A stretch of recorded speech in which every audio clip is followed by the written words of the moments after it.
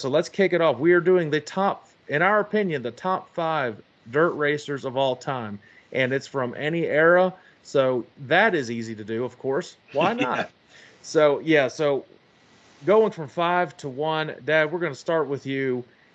Who is in your top five dirt racers of all time? And if you want to give an honorable mention, feel free to do that because I've got one or two honorable mentions as Well, well. you could probably have 100 honorable mentions on this thing. So it's, we want to point out this is not necessarily sprint car drivers. These are dirt Yep. racers of all time.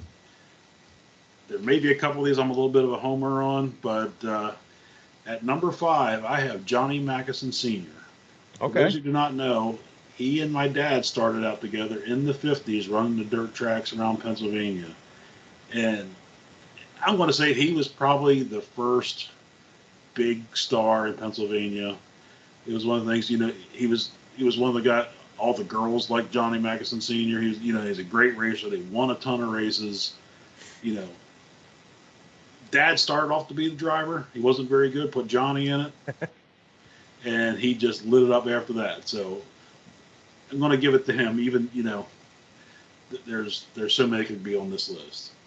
At number four, I went with Jonathan Davenport, the Superman, in the late models. There's just not a huge late model fan, but the top series late model guys, they put on a great race, and this guy is in contention every week, every race. I haven't followed it enough that I don't really know if there's ever been like a big superstar before him that I could think of. I'm sure there has been, but as far as that, I have him. Number three, I don't believe I've ever seen him race in person. Is Jan Opperman.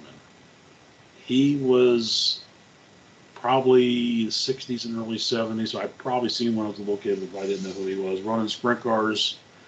I started out, in Pennsylvania, but then he ended up traveling, cross country, and just he was like the first hammer down hard racer. Talking about little wings and the whole deal and that whole thing. What era was that? What's that? What era was that in? I'm going to say 60s and early 70s. Okay. He even at some point I know he had a couple. I know he had some tests in an Indy car at Indy. I don't know if he ever actually qualified for the race or not. But he was at the time he was the dirt racer everybody wanted to beat and needed to beat. Yep. So these next two were tough. They could almost go either way. But at number two, I got an error before Jan Opperman. I have AJ Foyt. Okay. People think of AJ Foyt, IndyCar. They forget he raced sprint cars, champ cars, dirt cars. At one time back, in the 60s, the path to Indy was running sprint cars. Then you would go to the USAC champ cars. He ran the Pennsylvania tracks. He ran Williams Grove with like Mario Andretti, all those guys. You don't think of those as dirt racers, but they were absolutely amazing dirt racers. So he and Pop came across paths quite a bit then. Well, I'm sure they did, but they kind of ran different cars back then. Okay. Dad with Johnny had the jalopies or whatever they wanted to call them, and then the money back then in Pennsylvania was in modifieds. Sprint cars weren't that big of a deal. Yeah. So the number one, of course, you got to put him on any top five list dirt racers. King of the Outlaws, Steve Kinser. Who can argue with his success? Yes, he was with Carl Kins for most of the time. But yes, it takes a great driver, great mechanic. But the guy won, 600 World Outlaw A main features. I have never seen anybody with car control like Steve Kinser. It's one of the. He was so determined, and for a big, like you see drivers now, like Kyle Larson weighs about 140 pounds. Steve Kinser got 100 pounds on him. Yeah, he's a big guy. Big, strong guy. I know he was a champion, high school champion wrestler, the whole deal. So and just could wheel that car like nobody else. And it would piss us off all the time. We're like, there is no way he's not cheating or anything. I mean, that's just how good he was, how smooth he was driving this corner. And those PA Posse tracks, he's in the all-time win list on those. Yeah, that's he doesn't crazy. race them. He'll run in there 3 times a every year. week. Yes, exactly. So it's insane. Quick little story. There was one time we were racing down in Florida, and we were with Wolfgang, which he would be an honorable mention on my list, I guess we want to put it that way. But it was just warm-ups, and it was Wolfgang and Steve Kinzer running, and I want to say we were running at the Tampa Fairgrounds. I could be wrong on this, but they ran warm-ups 5 or 6 laps side by side. Neither one of them moved an inch off of each. I mean, they were just right rear to left rear the whole time, and just it was almost like it was just fun for them. They wanted to see how long they could run side by side, and it was with the whole entire warm-ups. The cars never moved an inch. Just the amount of car control was just unreal with those guys. That's yeah. So obviously there's people on the list I've never heard of before that you mentioned. And this is my list. My honorable mention is Davenport. It was tough if I wanted him on here. I mean, one of the best late model racers, and he was able to get opportunities in NASCAR. Now he possibly going to get opportunities coming up in more stock car races too. He got to race in SRX as well, and did great. He won. He won an SRX. He won a dirt race in SRX, I believe. Did he win SRX, or did he get second? I think he won. Yeah, I think he freaking won that race. Yeah. So yeah, that's obviously a huge honorable mention. I like the. I had him in. I took him out. I had him in. I took him out. Yeah, I wanted to put a late model driver in there. Yeah, I do have a late model driver in here, but I am pretty sprint car specific, I guess you could say, in this one. And you could probably guess who I would think of. So at number 5, he's still racing. Talk about somebody that's on all-time win lists in these tracks he doesn't race at every single week. This dude has amazing car control and probably the best outlaw racer on the bottom. So smooth, so patient in the races.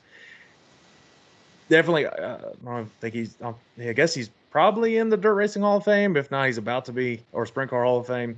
I think he is. But you know what I'm talking about. Donnie Schatz at number 5. Yeah. So that was hard to keep him off the list. As much success as he's had, he's had a couple down years lately, but his down years he still finishes top 5 of the point standings. I mean, that's still pretty good. The next driver, and you could probably guess who else I have on here. And Pop actually thinks he is one of the best, if not the best, dirt racers or just general racers of all time. When I talked to him last year's interview. Kyle Larson is my number 4. 2-time Knoxville national champion now. Wheels anything you could think of. Kind of sucked at the Chili Bowl last week, but I mean things happen there. Fast, just crashed. Yeah, things happen there. He's won a Chili Bowl. He's won pretty much everything you could think of, especially the year he got kicked out of NASCAR. That year and the year after, he just started whipping everybody. Oh, hang on. There we go. And as Dad disappeared, I've got a cat that wants to decide to play with the cables. So if anybody's listening to this, Dad disappeared for 5 seconds, so it's okay. It's all right. There's crises that happen here. We take care of it. Yeah. But yes, Kyle Larson, number 4 on my list. And at number 3, I'm surprised you didn't have him on your list and kind of played a little bit favoritism here. You've worked on this car. You've seen this guy firsthand. One of the best racers of all time, and he didn't even race full time in the Outlaw Series. And correct me if I'm wrong, but he won over half of the Outlaw races in a single season. Didn't even participate in every single Outlaw race, but went out there, would whip them. Between you, Davey, and Pop, it was just a tremendous combination with them. Doug Wolfgang's my number 3. Well, it wasn't that we won half the Outlaw races. We raced 110 times and had 55 wins. Okay, yeah. And I think 40-some seconds. Yeah, not too shabby. Yes, and so yeah. I had him between him and Davenport on my list. I took them all Yeah. on and off 3 or 4 times. I'm surprised you didn't have him on there. And Wolfgang loves doing interviews, in case anybody was wondering. Just clearly loves it, just like Pop loves interviews too. Just obviously wants to get bombarded by Flow Racing at the high limit races last year. for nobody that knows, if you watch any of the high limit races, I think they were in Indiana or something that wasn't too far from him. He drove down a couple hours and they just shoved a camera in his face, and he was just so excited about that. Just like, he's like, please leave me alone. Yeah, I can remember it was Bruce Ellis wrote for Open Wheel magazine, and Wolfgang didn't want to do an interview, and finally he's like, yeah, what you've been writing hasn't pissed me off too much lately, so I'll give you the interview. All right, so Doug Wolfgang at number 3 for me, and at number 2, here's my late model guy. I'm putting him one of the best of all time, and his mentality reminds me of Tony Stewart, how Tony Stewart is, or at least was. Tony's kind of calmed down a little bit since taking ownership, but Scott Bloomquist, number 2. Just if anybody watches any interviews with him, I forgot about Bloomquist. He's just like, listen, and he has the kind of that Ricky Bobby thing. He's like, yeah, I wake up and I piss excellence, and and there's ones where they send him to the back. I forget what exactly it was, some sort of penalty, and the officials sent him to the back, and they were like, so what do you think about that? He's like, oh, they sent me to the back. I knew it was over then, and I was like, I was going to drive the shit out of that thing. And his interviews are flawless.